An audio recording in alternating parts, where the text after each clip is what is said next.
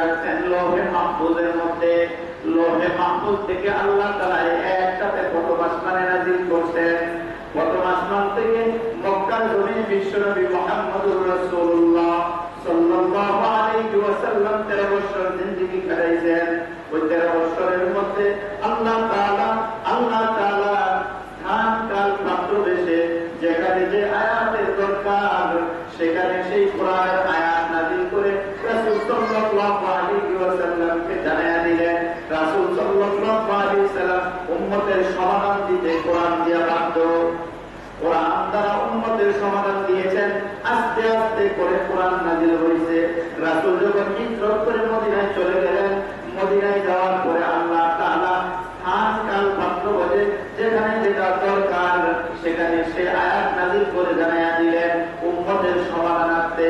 এই জন্য কোরআনটা দুই জায়গায় নাযিল হয়েছে। আল্লাহ তাআলা সূরাতুল মাক্কিয়া, সূরাতুল মাদানিয়া নামে অবহিত আছে, ঠিক কি ঠিক না? মদিনায় যে সূরাগুলো নাযিল হয়েছে, আয়াতগুলো নাযিল হয়েছে, এই সূরাগুলোর নাম হলো সূরাতুল মাক্কিয়া। মদিনায় যেটা নাযিল হয়েছে সূরাতুল মাদানিয়া, মক্কায় যেটা নাযিল হয়েছে সূরাতুল মাক্কিয়া। 23 বছরে নাযিল হয়েছে। যাই হোক, আমার আলোচনার বিষয় সেটা না, আমার আলোচনার বিষয় হলো আল্লাহ তাআলা এই কোরআন নাযিল করতেন বিশ্বনবীর উপর। বিশ্বনবী উম্মতকে জানায়া দিলেন যালিকাল কিতাব। লোহে মাহফুজ থেকে আল্লাহ তাআলা প্রথম আসমান থেকে আমার উপর আস্তে আস্তে কোরআন নাযিল করছেন। ওয়া মা ইয়ানতিকু আনিল হাওয়া ইন হুয়া ইল্লা ওয়াহয়ুন ইউহা। এটা আমার বানানো কথা, কোনো কথা না, আমার মন করা কোনো কথা না, আমার পক্ষ থেকে আমি কোনো কথা বলি না যতক্ষণ না আল্লাহ আমাকে না জানান। যতক্ষণ না আল্লাহ তাআলা আমার কাছে ওহী না পাঠান ততক্ষণ তোমাদেরকে আমি এই কোরআন বলি না। আল্লাহ আমাকে জানায় দেন, আমি তোমাদের কাছে পৌঁছাই। সুবহানাল্লাহ। এই কোরআনের মধ্যে কি কোনো ভুল আছে? এই কোরআনের মধ্যে কোনো সন্দেহ নাই। ওয়া ইন কুনতুম ফি রাইবিন মিম্মা নাযালনা আলা আবদিনা ফাতু বিসূরাতিন মিন মিসলিহি ওয়াদউ শুহাদাআকুম মিন দুনিল্লাহ ইন কুনতুম সাদিকিন। আল্লাহ রাব্বুল আলামিন রাসূলের মাধ্যমে ওই কাফের বেঈমানদেরকে ঘোষণা করে দিলেন, আমার নবীর উপরে যে কোরআন কালাম নাযিল করেছি, তোমরা যদি সন্দেহ করো, তোমরা যদি না মানো, তোমরা যদি সেটাকে ভুল প্রমাণিত করো, তাহলে এই কোরআনের মতন ছোট্ট একটা কোরআন নাযিল করে তোমরা দেখাও। এই কোরআনের আয়াতের মতন ছোট্ট একটা আয়াত তোমরা বানায়া দেখাও। মিম্মা নাযালনা আলা আবদিনা, আমার বান্দার উপর যেটা নাযিল করছি এটার মধ্যে যদি তোমরা সন্দেহ করো, তোমরা যদি এটা না মানো, যদি সন্দেহ করো, আবদিহি আমার বান্দার উপর যেটা আমি নাযিল করছি। ইন কুনতুম ফি রাইবিন মিম্মা নাযালনা আলা আবদিনা ফাতু বিসূরাতিন মিন মিসলিহি, তাহলে এই সূরার মতো একটা সূরা বানায়া দেখাও। ওয়াদউ শুহাদাআকুম মিন দুনিল্লাহ। হ্যাঁ, তোমাদেরকে চ্যালেঞ্জ করলাম, তোমরা যদি সূরা বানায়া দেখাও তো আল্লাহ ব্যতীত তোমাদের যত বন্ধু আছে, যাদের সাহায্য তোমার দরকার, তাদের কাছ থেকে সাহায্য নাও আর নিয়ে তোমরা কি করো, এই সূরার মতো একটা সূরা বানায়া দেখাও। কে ঘোষণা চ্যালেঞ্জ করছেন? আল্লাহ তার বান্দাকে চ্যালেঞ্জ করছেন।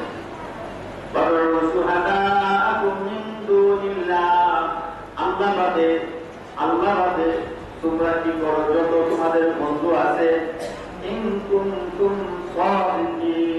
যদি তোমরা সত্যবাদী হয়ে থাকো, তোমাদের কথার উপর অটল থাকো, তোমরা যদি এই বিশ্বনবীর উপর যে কোরআন নাযিল করেছি, আমার বান্দার উপর যে কোরআন নাযিল করেছি, এই কোরআনের উপর যদি তোমাদের সন্দেহ থাকে, অবিশ্বাস হও, তাহলে সূরার মতন সূরা বানায়া দেখাও। তোমাদের যত সাথী আছে, সাহায্যকারী আছে, বন্ধু আছে, তাদের সহযোগিতা নাও।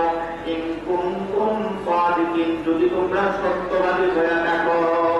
ফাইন লাম তাফআলু ওয়া লাম তাফআলু ফাইন লাম তাফআলু ওয়া আল্লাহ বলেন তোমরা পারবে না। আল্লাহ নিজেই বলছেন পারবে না তোমরা। সুতরাং তোমরা চ্যালেঞ্জ করলাম, তোমরা যদি আগে তো আরববাসীরা আরবি ভাষার উপর পণ্ডিত ছিল, কবি ছিল, আরবি সম্পর্কে তাদের খুব পাণ্ডিত্য ছিল, তাদের যে কিতাবাদি ছিল, কবি ছিল, এরা আরবিতে কবি বানাইতো, আরবিতে বানাইতো, কবিতা বানাইতো। তো এদেরকে তোমাদের যদি তোমরা যদি না পারো, ওই আবু জাহেল, উতবা, শুয়াইবা এরা তোমরা যদি সন্দেহ হয় আর তাহলে সূরার মতো সূরা বানাও, যদি না পারো ওই যে পণ্ডিত যারা আছে এদের সহযোগিতা তোমরা নিতে পারো, কোনো সমস্যা নাই। আল্লাহ বলেন সহযোগিতা নেওয়ার পরও তারা পারে নাই, পারছে।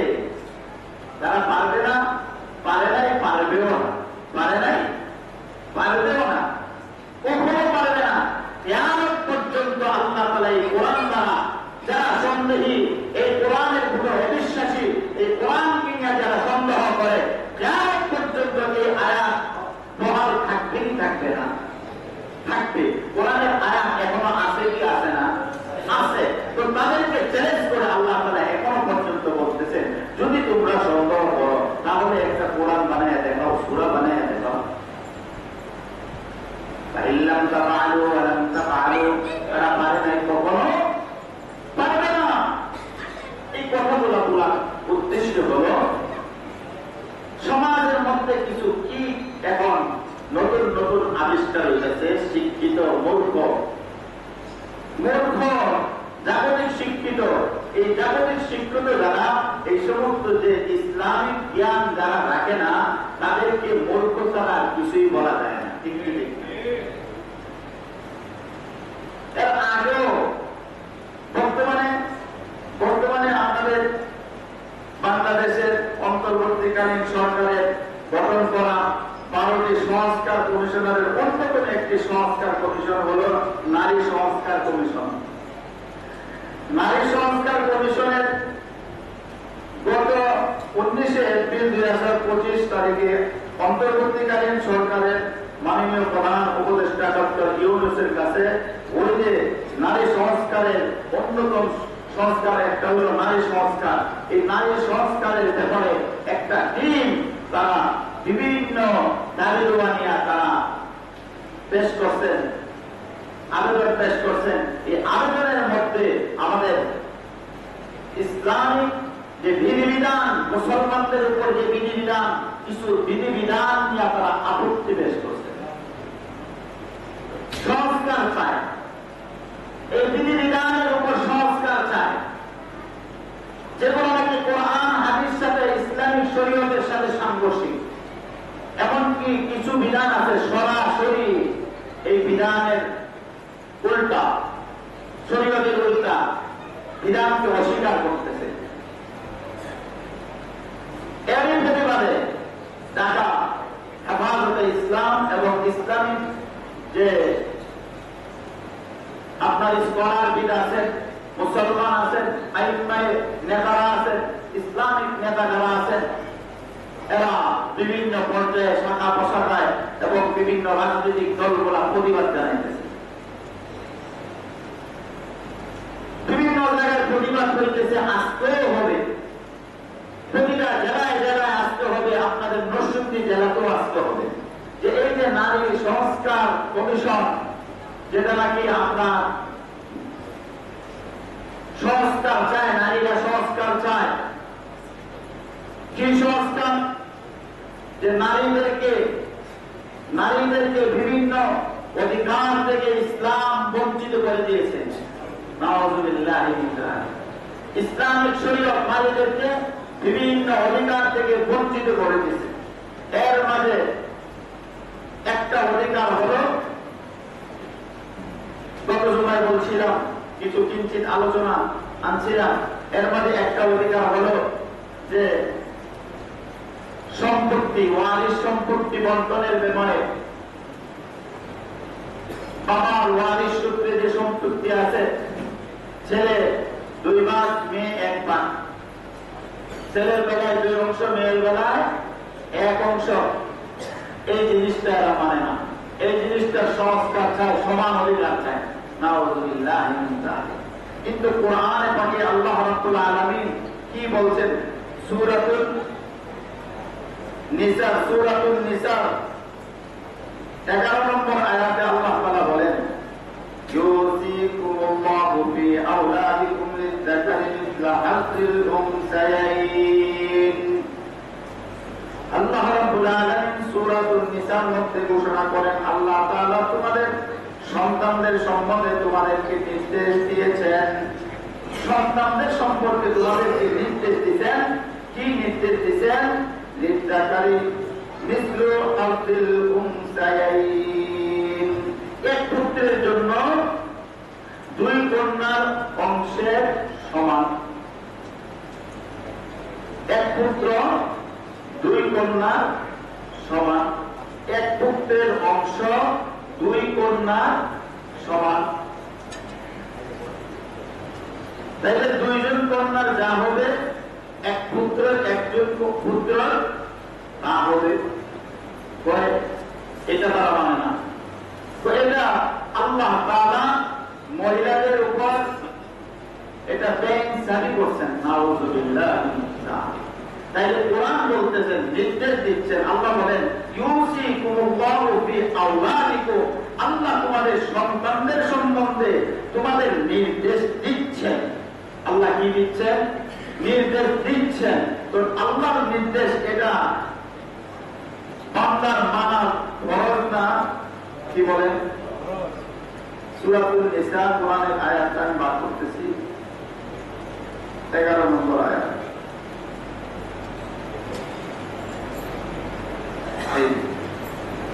11 নম্বর আয়াতে বলতেছেন, আমার নির্দেশ তোমাদের প্রতি, পুত্র পাইবে মহিলা যে 2 জন মেয়ে যা পাবে, 1 জন ছেলে না পাবে। এটা হলো আল্লাহর নির্দেশ।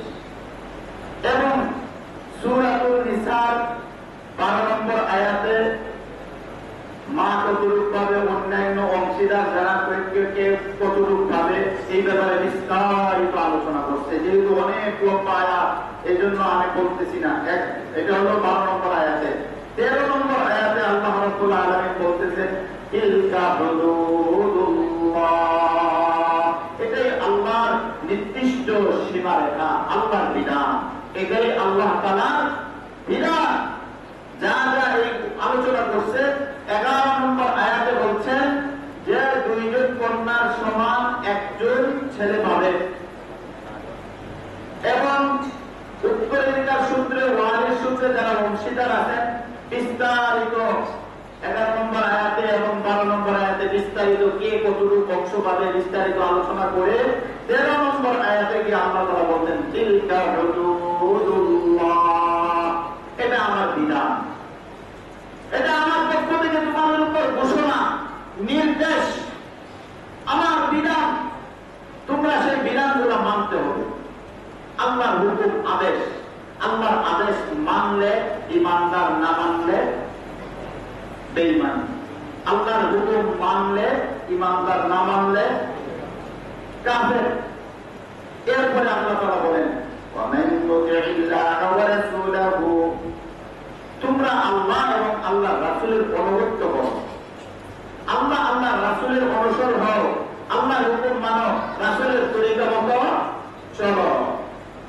ইউদখিলুহু জান্নাতিন তাজরি মিন তাহতিহাল আনহার খালিদিনা ফিহা। আল্লাহ তাআলা বলেন যে আল্লাহ ওয়া রাসূলের অনুগত যারা করবে এরা জান্নাতে যাবে। সুবহানাল্লাহ, এরা জান্নাতি। আল্লাহ আল্লাহর রাসূলের অনুগত যারা করবে তারা কি জান্নাতি। আর এমন একটা জান্নাত মিন তাহতিহাল আনহার, যেই জান্নাতের তলদেশে নহর প্রবাহিত, দুধের নহর, মধুর নহর, বিভিন্ন আপনার শরবতের নহর, এই নহর প্রবাহিত হবে, এমন একটা জান্নাতের মালিক হয়ে যাবে। সুবহানাল্লাহ। ওই সমস্ত জান্নাতে খালিদিনা ফিহা, তারা থাকবে চিরদিন, চিরস্থায়ী। সুবহানাল্লাহ বলেন। আল্লাহ আল্লাহ রাসূলের হুকুম বিধান যারা মানবে, আল্লাহ যে সীমা রেখা দিয়েছেন, বিধান দিয়েছেন, শরীয়ত দিয়েছেন, ওই শরীয়ত গুলা আল্লাহর হুকুম মানবে রাসূলের তরিকা মতো। রাসূল যেভাবে বলছেন সেভাবেই মানতে বাধ্য। এদেরকে আল্লাহ তাআলা জান্নাত দান করবেন। আর কেমন জান্নাত দিবেন? যে জান্নাতের তলদেশ দিয়ে নহর প্রবাহিত, দুধের নহর, মধুর নহর, শরবতের নহর, যে নহর সাধারণ কোন নহর না। আর এই জান্নাতের মধ্যে কতদিন থাকবে? খালিদিনা ফিহা, চিরস্থায়ী। সুবহানাল্লাহ। আর বাস্তব একটা সুসংবাদ আল্লাহ তাআলা দিয়েছেন আপনাদেরকে। তাহলে খুশি হলে একটা উচ্চ সুরে বলা দরকার, সুবহানাল্লাহ। আরো জোরে বলেন, সুবহানাল্লাহ। ওয়া যালিকাল ফাওজুল কাবীর, ওয়া যালিকাল ফাওজুল আযীম। আযীমত ছোট না বড়? আযীমত বড়। আল্লাহ তাআলা বলেন এটাই হবে, সেটাই হবে বড় সফলতা। একটা বান্দার সফলতা তো এটাই, সে জাহান্নাম থেকে মুক্তি হইয়া জান্নাতে প্রবেশ করবে, ঠিক কিনা? এর চেয়ে বড় সফলতা আর কিছু হইতে পারে? আল্লাহ তাআলা ওই বান্দাকেই ঘোষণা করে বলতেছেন, ওয়াযালিকাল ফাওজুল আযীম। সেটাই হবে বড় সফলতা তাদের জন্য যারা আল্লাহর রাসূলের হুকুম তরিকা মতো চলে, আল্লাহর হুকুম মানে। এরা জান্নাতে যাবে। আর এই জান্নাত এমন একটা জান্নাত যে জান্নাতে নহর রয়েছে, আর এটাই হলো তাদের জন্য বড় সফলতা। এরপরে দেখেন 14 নম্বর আয়াতে আল্লাহ তাআলা কি বলেন, وَمَنْ يَعْصِ اللَّهَ وَرَسُولَهُ وَيَتَعَدَّ حُدُودَهُ يُدْخِلْهُ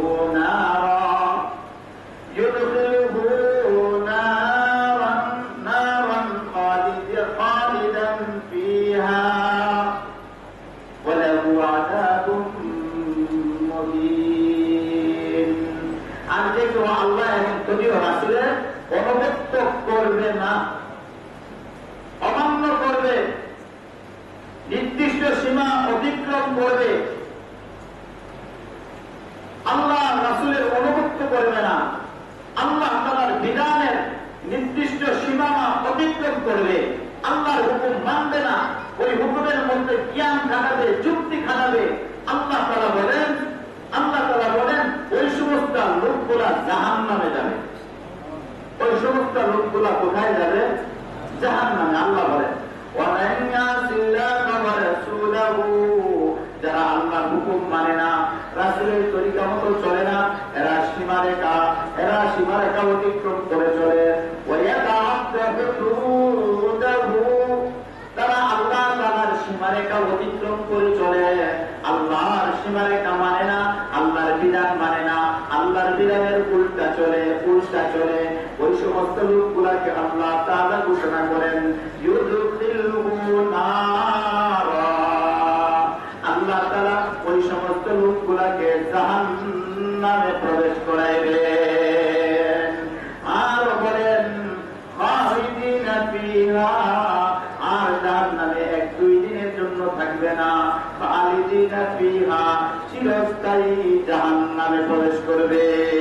চিরস্থায়ী জাহান্নামে, ওই জাহান্নাম থেকে আর বাহির হতে পারবে না।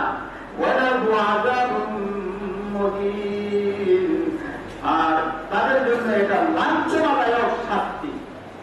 তাদের জন্য এই যে শাস্তি দেওয়া হবে, এই যে আযাব দেওয়া হবে, জাহান্নামে ঢোকানো হবে, এই জাহান্নামের আযাবটা হবে তাদের জন্য লাঞ্ছনাদায়ক একটা শাস্তি। নাউযুবিল্লাহি মিন যালিক।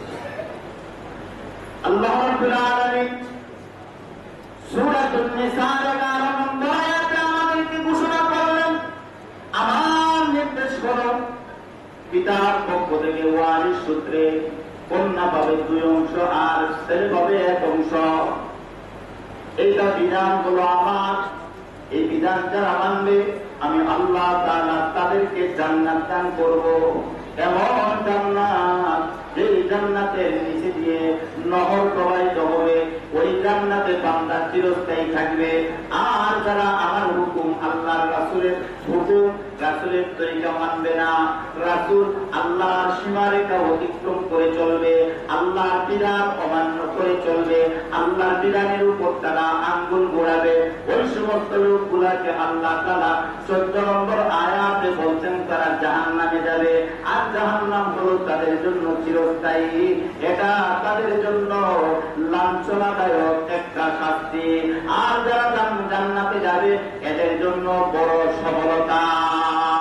এই জন্য দুস্থ এই কোরআনের মধ্যে কোনো ভুল নাই, সন্দেহ নাই। এই কোরআন কিয়ামত পর্যন্ত চ্যালেঞ্জ করতেছে, তোমরা যদি এই কোরআনের প্রতি সন্দেহ করো তাহলে এই কোরআনের মতন আরেকটা কোরআন বানাইয়া দেখাও। আমাকে আপনাকে আল্লাহ তাআলা এই কোরআন দান করেছেন, এই কোরআনকে আমরা বিশ্বাস করি, কেউ বুঝা বিশ্বাস করি, কেউ না বুঝা বিশ্বাস করে, ঠিক কি ঠিক না? বুঝা বিশ্বাস করলো সেই ইমানদার, না বুঝে বিশ্বাস করলো সেই ইমানদার। আমাদের মধ্যে অনেক আছে অশিক্ষিত মূর্খ, আমরা বলি আল্লাহ তাআলা যা বলছে তাই সত্য, ঠিক কি ঠিক না? আল্লাহ তাআলা যা বলছে তা সত্য, আমি মানি, আমি হুকুম আল্লাহর হুকুমটা পালন করতে পারি আর না পারি, কিন্তু আমি অবিশ্বাস করি না, ঠিক কি ঠিক না? আরে যারা জানে জাননেওয়ালা তারা তো আলেম, আলেম হইয়া তো মানতে পারতো, তারা তো ভয় পায় আল্লাহকে। ওই জাননেওয়ালারা যারা জানে না তাদের কাছে ওই আয়াতগুলা, কোরআনগুলা, বিধানগুলা জানাইয়া দেয়।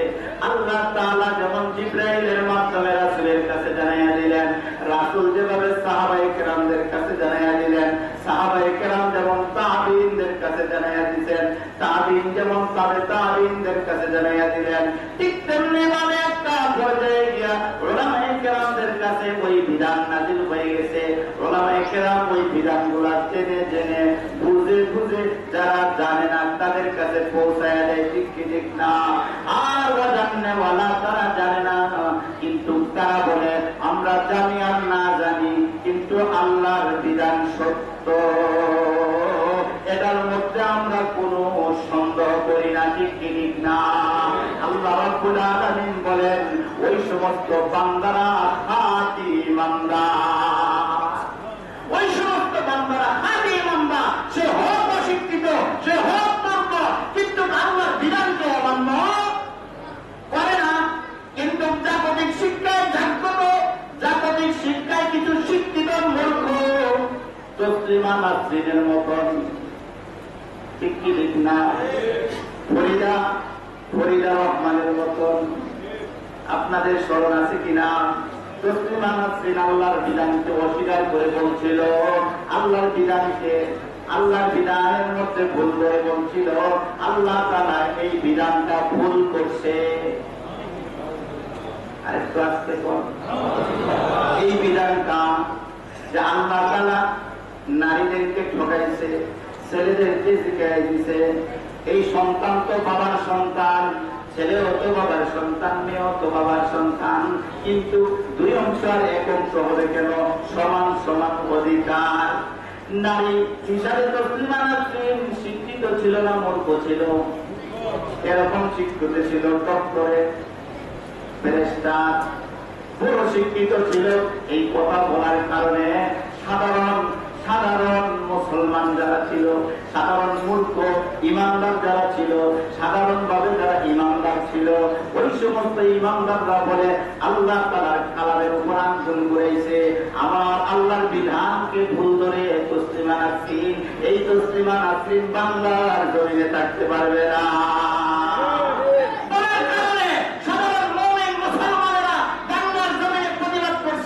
ওই প্রতিবাদের ধাক্কায় সহ্য করতে পারে নাই, তসলিমা নাসরিনের পায়ের নিচে বাংলার জমিনের 1 ইঞ্চি মাটিও থাকে নাই, ঠিক কি? সে রাত্রের গভীরে বুরকা পরে পালাইতে বাধ্য হয়েছিল, কি হয়েছিল না? এর কিছুদিন পরেই ফরিদা রহমান একজন এমপি ছিল, ঠিক কিনা?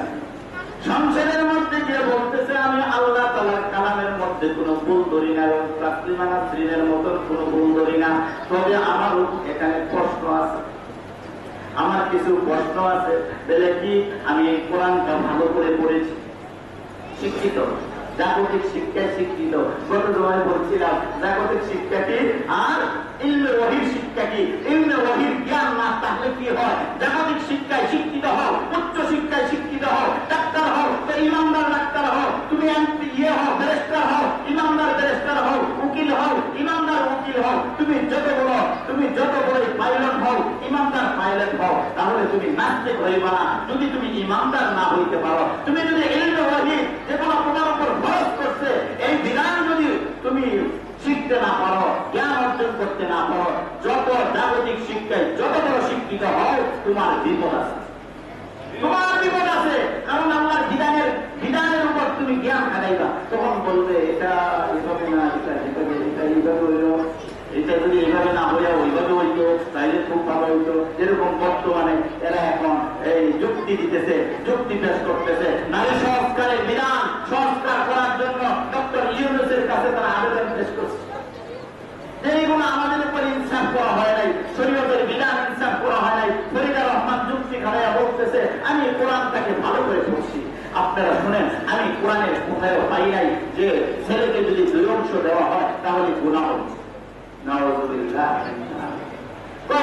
সূরাতুন নিসা 11 নম্বর আয়াতে বলছে ঠিক আছে, 12 নম্বর আয়াতে আমি পড়েছি ঠিক আছে, 13 নম্বর আয়াতে আমি পড়ছি ঠিক আছে, কিন্তু এইগুলোর মধ্যে তো যে ছেলেকে যদি মেয়েকে যদি 2 অংশ, ছেলেকে যদি 2 অংশ দেওয়া হয় আর মেয়েকে যদি 1 অংশ দেওয়া হয়, তাহলে সুতরাং এই মেয়েকে যদি আবার 2 অংশ দেওয়া হয় সমান সমান, তাহলে গুনাহ হবে। কি বলছে? যুক্তিটা কি দিছে? কোরআনে কোথাও নাই গুনাহ হবে। আপনি দিতে পারেন, আপনি দেন না কেন? আপনি দেন, দিলে গুনাহ হবে না। এখানে কোরআন বলছে ঠিক আছে ছেলে পাবে 2 অংশ, মেয়ে পাবে 1 অংশ। সুতরাং এখানে যদি মেয়েকে 2 অংশ দেওয়া হয়, আমি কোরআনে কোথাও পাই নাই যে গুনাহ হবে। কিন্তু 14 নম্বর আয়াতে আল্লাহ তাআলা যে বলতেছেন ومن يعص الله ورسوله ويتعد حدوده يدخله نارا خالدين فيها। আল্লাহ বলেন এটাই আমার সীমানা, তিলকা হুদুদাল্লাহ, এটাই আমার সীমানা। আমার সীমানা অতিক্রম করে আল্লাহর বিধানের আইন যদি অমান্য করো, রাসূলের তরিকাকে যদি অমান্য করো, আর আমার হুদুদ, আমার সীমানা যদি অতিক্রম করো, তোমার ঠিকানা হবে জাহান্নাম।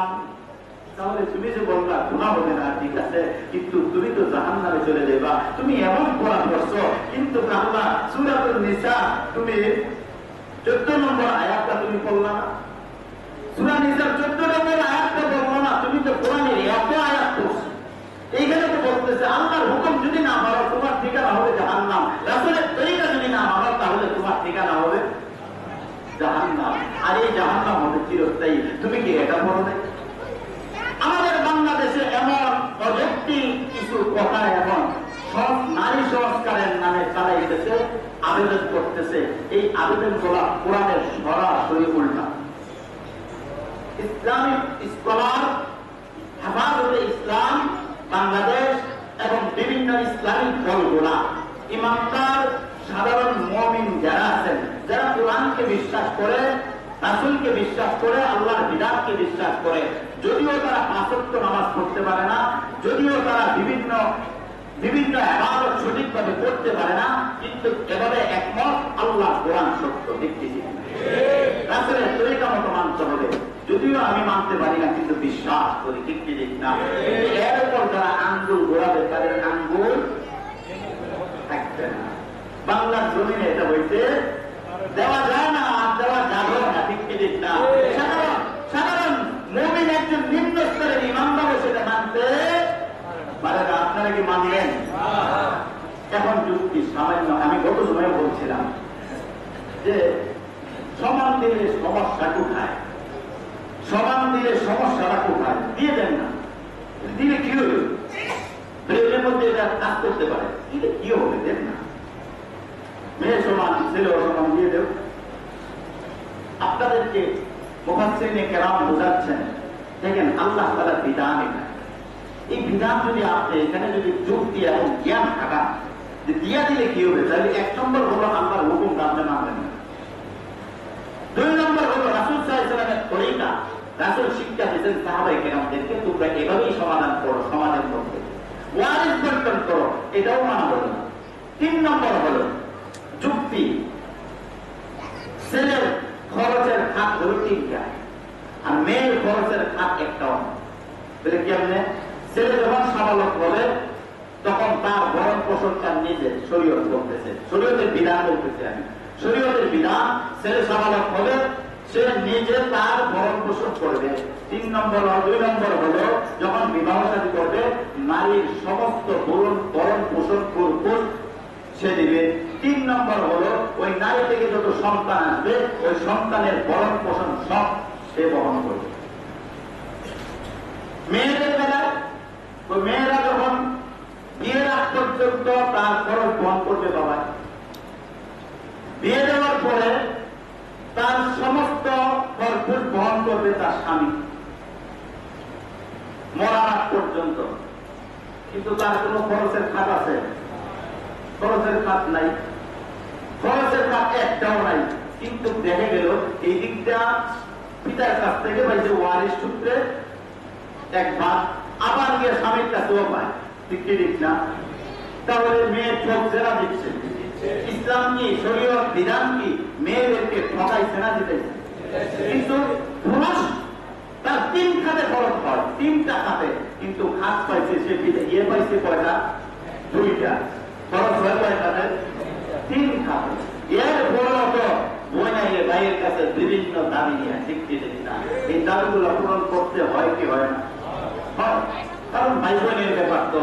এর বড় যদি কয় ইসলাম আমাকে ঠকাইছে, তার কোনো খরচের খাত হয় নাই। এর বড় যদি কয় ইসলাম ঠকাইছে, আল্লাহ তারা আরেকটা বিধানের মধ্যে আবদ্ধ করছে যে নারীরা কেন ভক্ত করে থাকবে, নারীরা বাইরে হবে, নারীরা সব কাজ করবে, নারীরা সর্ব জায়গায় যাবে, পুরুষ যেভাবে চলাফেরা করে নারীরাও সেভাবে সমান অধিকার ভাবে চলাফেরা করবে, পুরুষ যেখানে কাজ করে নারীরাও সেখানে কাজ করবে। কিন্তু ইসলাম শরীয়ত সেটা বাধা দিচ্ছে। নাউযুবিল্লাহ। সূরাতুল আহজাব আল্লাহ তাআলা বলেন, وقرنا في بيوتكن ولا تبرجن تبرج الجاهلية الأولى। নারীরা বসবাসের স্থান হলো তাদের নির্জন ঘর। وقرنا في بيوتكن বাইতুনত ঘর, তাদের বসবাসের স্থান আল্লাহ তাআলা নির্ধারণ করছেন ঘর। ولا تبرجن تبرج الجاهلية الأولى। আর যদি তোমরা বাইরে হওয়ার প্রয়োজন মনে করো, প্রয়োজন হয়, কারণ স্ত্রীর ভরণ পোষণ তো স্বামী করবে, তো তোমার তো বাইরে হওয়ার কোনো দরকার নেই, সবকিছু তোমার জরুরত তো স্বামী পূরণ করবে। এর পরে তোমার বাইরে হওয়ার দরকার আছে কি আছে না? ডাক্তারের কাছে যাবে, বিভিন্ন প্রয়োজনে বাইরে হইতে পারে, তখন আল্লাহ বলে তুমি জাহিলিয়াতের যুগের মতন বাইরে হলো না, তুমি নিজেটাকে তোমার দেহটাকে চাদর দ্বারা আবৃত করে তুমি কি হও? বাইরে হও। এটা হলো আল্লাহর হুকুম।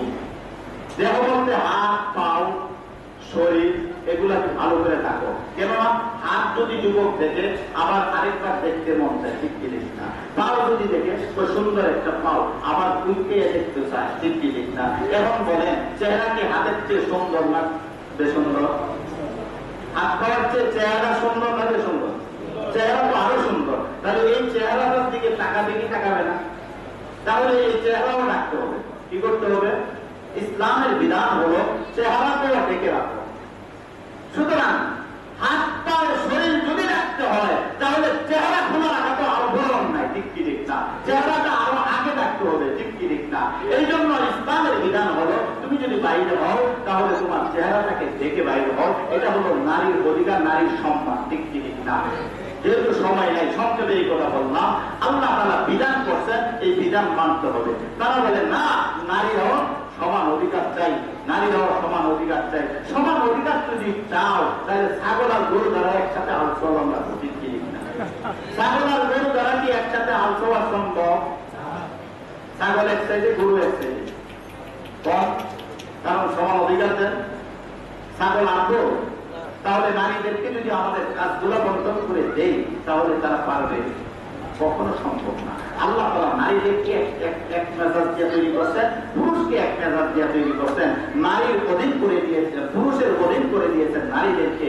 এই জন্য সুতরাং আল্লাহর বিধানের উপর যারা অবিশ্বাসী তারা নিঃসন্দেহে কাফের। কাফের এই জন্য তোমরা যতই চেষ্টা করো সংস্কার করে, এরা সবাই নাস্তিক, এরা একটাও মুসলমান না। এদের বিরুদ্ধে আমাদের রুখে দাঁড়াইতে হবে সাধারণ ইমানদার। ঠিক না? আজকে হেফাজতে ইসলামের পক্ষ থেকে পৌরসভাতে মিছিল হবে, আপনাদের সবার আহ্বান, তারা যেন কখনো কোরআনের বিরুদ্ধে সংস্কারের নামে আইন পাস করতে না পারে। ঠিক না? আমাদের প্রতিবাদ অব্যাহত আছে, অব্যাহত থাকবে।